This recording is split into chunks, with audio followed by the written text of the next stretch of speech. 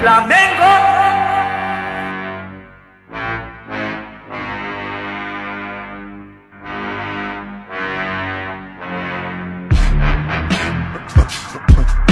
Foi daí para mais compatível, eles estiveram associados.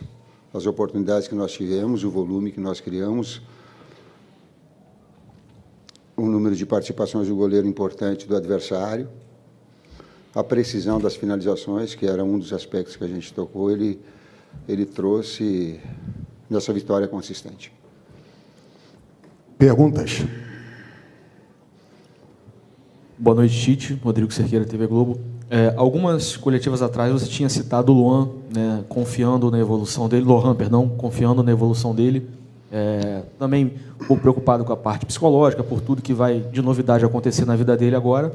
E hoje ele teve uma atuação decisiva. Então, eu queria que você fizesse uma análise desse já crescimento tão rápido do Lohan nesse time titular do Flamengo hoje.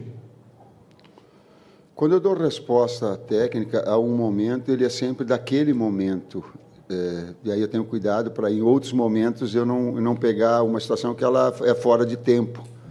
Entende? Então, no caso, para mim, me vangloriar, por causa não é. O aspecto do Lohan evoluir, ele é da base, ele é da formação dos atletas no ninho. Ele não é meu. É muito fácil colocar atleta da base, do ninho, para jogar, e aí entra no currículo, eu já falei, lançou 52 atletas. Quanto mais nós tivermos a possibilidade de treinar para prepará-los, para que eles possam ter o desempenho, é o nosso trabalho. Mas ele vem da formação, da captação, de todo o trabalho que o Flamengo tem. Olá, Tite, Bruno. Não sei se o Bruno veio falar justamente sobre esse tema. Há um debate entre clubes de uma possível paralisação. Eu queria ouvi-los, os dois, sobre esse tema, como é que o Flamengo se posiciona, o próprio Tite também pode falar. Obrigado. Bom, primeiro, boa noite a todos. Exatamente por esse motivo que eu estou aqui. Primeiro ponto é que todos nós, como instituição e como seres humanos, somos extremamente solidários a todas as pessoas do Rio Grande do Sul que estão passando por esse momento difícil, por essa tragédia, por essa catástrofe. Então, o lado humano, ele vem acima de tudo, da saúde, das vidas, das famílias que estão sofrendo lá. A gente tem amigos, alguns aqui do clube têm, inclusive, parentes lá no Rio Grande do Sul, e o clube tem feito uma série de ações, além do lado humano, da solidariedade, para ajudar o povo do Rio Grande do Sul. Pelo lado humano, a gente já naturalmente se solidarizaria com qualquer causa humana, mais ainda por sermos todos brasileiros e nos solidarizarmos com esse sentimento como uma nação. Então, tudo que o Flamengo, tudo que nós, como cidadãos, como brasileiros, pudermos ajudar, a gente vai ajudar. O clube tem feito uma série de ações, fez uma ação hoje, inclusive, com o Pix da ação da cidadania, para ajudar em relação a essa catástrofe no Rio Grande do Sul. Vamos continuar ajudando. O clube já se posicionou também em relação aos co-irmãos Inter, Grêmio e Juventude.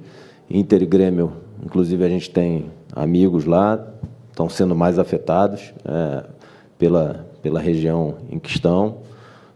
E o Juventude pela proximidade, por estar no estado, e a gente tem se solidarizado e colocou, inclusive, nosso centro de treinamento à disposição dos clubes do Rio Grande do Sul, os 3 clubes, Inter, Grêmio e Juventude, para que, quando eles julgarem e se julgarem necessário, para que possam usar nossas instalações, entre outras ações que a gente vem discutindo de ajuda.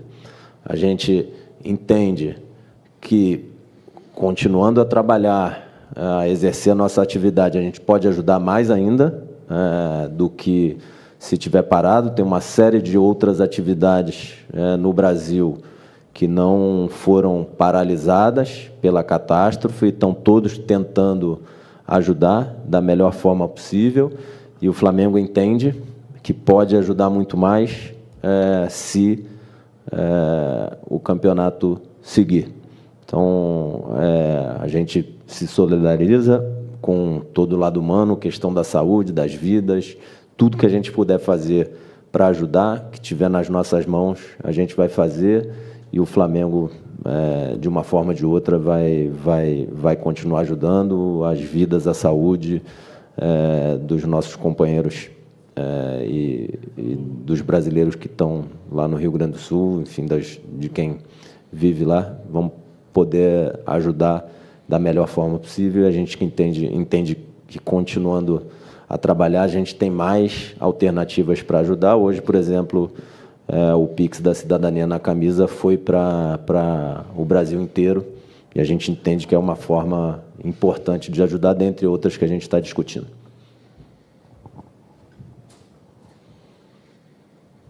Tite, aqui, à sua direita. Guilherme Xavier, da Trivela. Queria que você falasse um pouco mais sobre a performance do Gerson hoje. Ele ficou um bom tempo fora por conta da cirurgia nos rins e parece estar recuperando o ritmo de pouco em pouco aí. Foi titular mais uma vez e dessa vez pôde contribuir com uma assistência, jogando numa função que é velha nova para ele. Teve os melhores números da carreira quando jogava como ponta-direita no Olympique de Marselha de Jorge Sampaoli.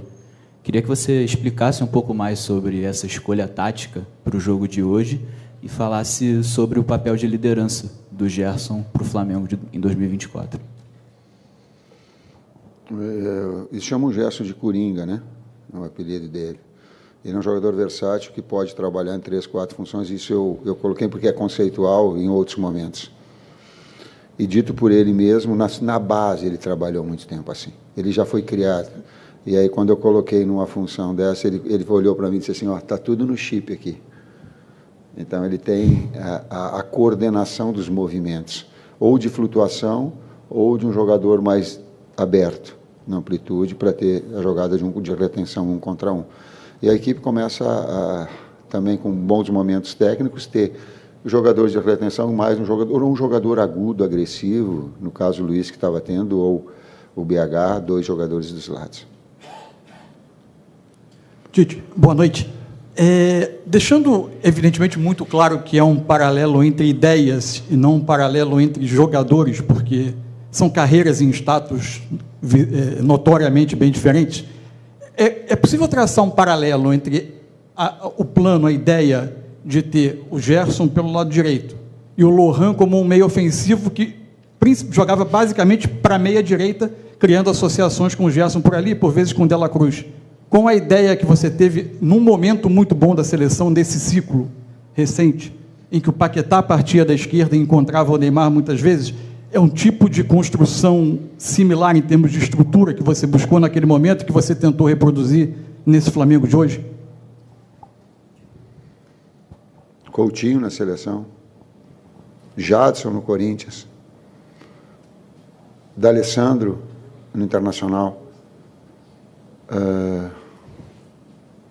Quando tu faz um jogador, um externo, que tem a capacidade criativa e que tem percepções de movimentos de fora para dentro, ele consegue. A pergunta é tática, a resposta tática eu estou colocando. Então, ele trabalha numa zona cinzenta onde os volantes adversários não conseguem ter o controle, ele não consegue escanear, ele não consegue enxergar. Ele vem por trás e encontra esse time para jogadas de combinações, de associações. Sim. Quando é um jogador que flutua, que é no caso o Gerson, ele tem essa capacidade, ele tem esse discernimento, ele tem no chip essa possibilidade de ser um jogador mais um quarteto de meio campo criativo, sim. Tite, Raiza Simplício, da Gol Brasil. Recentemente, você falou sobre a questão da confiança, né? Que a confiança do time tinha caído um pouco. Enfim, acredito que o jogo de hoje possa ajudar bastante na recuperação dessa confiança. Mas queria saber de você como está esse processo de repetir a equipe o máximo possível. Você sempre frisou isso quando estava na seleção brasileira, até para dar oportunidade para outros jogadores. Você gostava de ter uma estrutura bem feita e trocar, de repente, 1, 2, mas não muitos jogadores ao mesmo tempo. É possível fazer isso nos próximos jogos com o Flamengo? Repetir, de repente, a equipe que entrou em campo hoje? Pega o retrospecto, ele é possível, sim. Nós trabalhamos com um processo metodológico que a gente fica trocando dupla de zagueiro, dupla de laterais, justamente, e talvez ele demore um pouquinho mais a atingir o seu melhor nível, mas é aquilo que nós entendemos ser para o grupo o melhor, para quando a gente chega nos momentos finais, terem todos os atletas na sua melhor condição. E aí é aquilo que eu acredito dessa forma, nós acreditamos assim. E aí as possibilidades, elas surgem no momento, existem lesões. O Arrasca estava com bastante vontade de iniciar, a necessidade ela tinha. É muito fácil agora falar de lançar o Lohan. O menino jogou muito, fez gol, agora é fácil. Essa construção dele, dessa capacidade toda que ele tem de absorver num momento muito difícil. Primeiro, um momento de muita instabilidade dentro do Flamengo, eu não conheço de dentro do bastidor, o primeiro momento de muita instabilidade, né? E de ter uma retomada com calma, com discernimento, para que tu possa evoluir no teu processo todo, é o que a gente busca. Aos poucos também, essa retomada ela não é assim. Foi mais uma coisa, tem trabalho amanhã. Aliás, tem o Dia das Mães amanhã. Tem um beijo no coração das mães. E agora deixa eu mandar um beijo para minha esposa.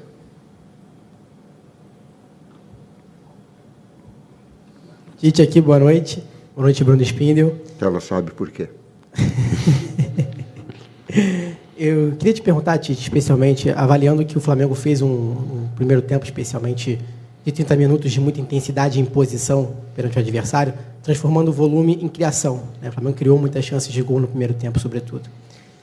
E aí você consegue reparar uma certa distinção desse ritmo ofensivo, desse jogo em específico, comparando com o jogo contra o Palestino, Bolívar, Botafogo. Por que essa diferença, né, na dificuldade de criar em outras partidas recentes, e especificamente hoje, quando o Flamengo consegue se impor e acumular chances claras de gol? Obrigado. É muito ampla essa pergunta. Ela é muito criteriosa, tem que analisar cada jogo, cada circunstância, cada escalação. Só para pegar um exemplo, agora nós estamos com um atleta de flutuação que mantém mais posse de bola em jogo associativo, nós tivemos um outro momento. É o aspecto mental, emocional, ele é bastante forte, o atleta absorver todas essas pressões que o grande clube, o atleta de alto nível, o técnico tem que ter essa capacidade, não gosta de alguns comportamentos, não gosta.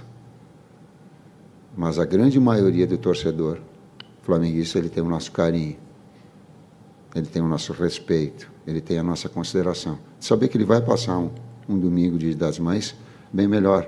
Esse torcedor é o carinho, é a nossa função de poder proporcionar. Nisso a gente vai estar feliz, mas ele tem muitos itens. Tite, Spindel, boa noite, parabéns pela vitória. E o Flamengo hoje foi altamente dominante, né? O Flamengo conseguiu 18 chutes a gol, 9 deles na direção do gol, 11 deles ainda no primeiro tempo, um grande número de escanteios também, um grande volume de jogo, voltando a lembrar aquele Flamengo pré-Brasileirão e pré-Libertadores. Na sua avaliação, você já conseguiu entender o que aconteceu nessa saída de rota do Flamengo? Se de fato o Flamengo está voltando a encontrar aquele futebol que o Flamengo apresentou no início da temporada? Se apresentou, tem. Retomadas por vezes acontecem. Em nenhum título que eu tive na minha carreira, ela foi linear lá no alto, ganhando tudo. Ele tem uma fase que ela vai oscilar dentro de um parâmetro para que ele chegue e se fortaleça. A cada momento, a cada adversidade, se fortalecer. Tite, boa noite, Bruno Spindel. Você já falou bastante já desse jogo mais associativo hoje, de aproximação, coisa que estava faltando né, nos últimos jogos.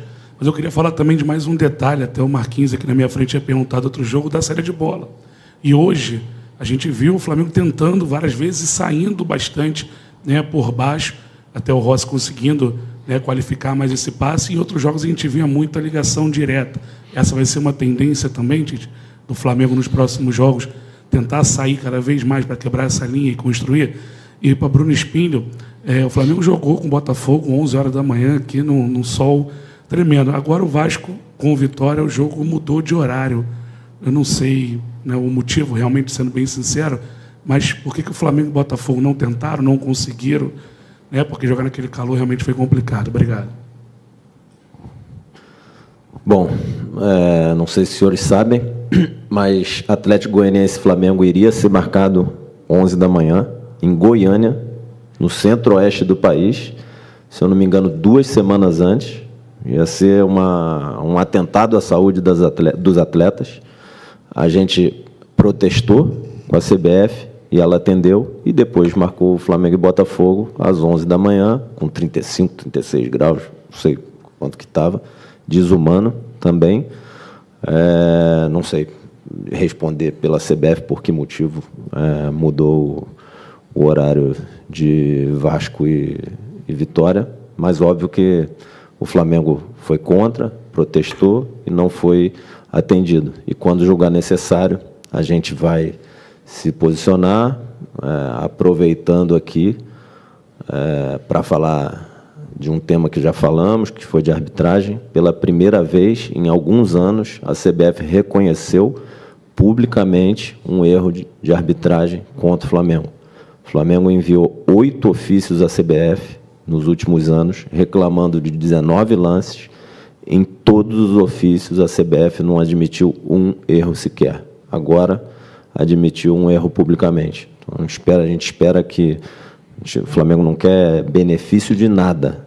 Ele só quer isonomia esportiva e ser tratado da mesma forma que os outros clubes são tratados, em qualquer um dos temas que são ligados ao campo. Então, acho importante que esse erro tenha sido reconhecido, do pênalti a nosso favor no jogo contra o Bragantino, em Bragança Paulista, que não foi marcado, que não foi chamado pelo VAR. A CBF reconheceu publicamente esse erro. A gente espera que a postura com o Flamengo, em todos os aspectos, mude, e como ela já fez com outros clubes, passe a reconhecer esses erros de todos os temas que estão na mão da entidade.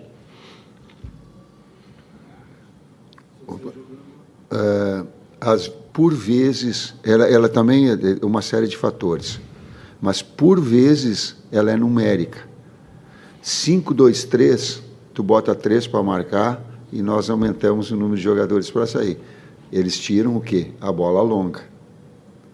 4, 4, 2, que tu espera, tu 4 bota para fazer marcação alta, tu dá espaço, faz linha alta, dá espaço nas tuas costas.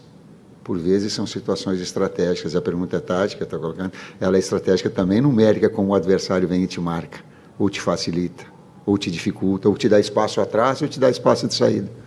Mas a ideia é, sim. Boa noite, Tite. Boa noite, Bruno. Léo José, do Coluna do Fla. Tite, o Pedro hoje ele deixou o segundo tempo com um problema no pé, me pareceu, no tornozelo. No adutor. Né? E aí eu queria entender se o Gabigol ele já tem plenas condições de jogo para poder começar a partida de quarta-feira contra o Bolívar como titular, caso seja necessário. E do Bruno Spindel, eu queria saber, Bruno, sobre questão interna do Flamengo, porque a gente vem acompanhando que 2 dirigentes do clube, o Cacau Cota e o Marcos Braz, vem tendo um atrito acentuado nesses últimos dias, e eu queria entender como que o Flamengo lida com essa questão dessa conversa com o CBF, com a Conmebol e também com, no caso, no início do ano, com a Ferg. O Vinícius vai te trazer a informação do Fábio Maceleger a respeito bem didática a respeito do Gabi. Eu não tenho condições físicas de ver quanto tempo ele ficou fora, o trabalho todo. Eu pedi para o Vini para passar para ti. Tá? Bom, o trabalho em relação à CBF e Conmebol, a gente como eu já me pronunciei aqui, sobre questão de arbitragem, questão de horário, a gente segue fazendo. Por vezes, a gente consegue que a CBF nos entenda e aplique a isonomia, por vezes não. Como eu disse, muito importante que, como a CBF fez em relação a outros clubes, ela tenha reconhecido pela primeira vez em alguns anos, publicamente, um erro de arbitragem contra o Flamengo, embora a gente entenda que tenha ocorrido muito mais vezes. Como eu disse aqui, nos últimos anos enviamos 8 ofícios, formalmente, com 19 erros de arbitragem contra o Flamengo. Em todos os ofícios, a CBF respondeu dizendo que não houve erro, diferente da postura dela com outros clubes. Assim, acho pouco provável do ponto de vista estatístico. A gente sabe que o erro é humano, de todos nós. Os árbitros são seres humanos, eles erram. O árbitro que está na cabine do VAR erra, o árbitro que está no campo erra, o bandeirinha erra. O que a gente não entendia é porque nenhum erro contra o Flamengo era reconhecido. Será que não aconteceu nos últimos anos nenhum erro de arbitragem contra o Flamengo? Não é possível. Foi reconhecido contra vários clubes, contra o Flamengo não. Dessa vez reconheceram. Então, o trabalho de relacionamento com a CBF e com a Conmebol segue. Vamos seguir em frente defendendo os interesses do Flamengo.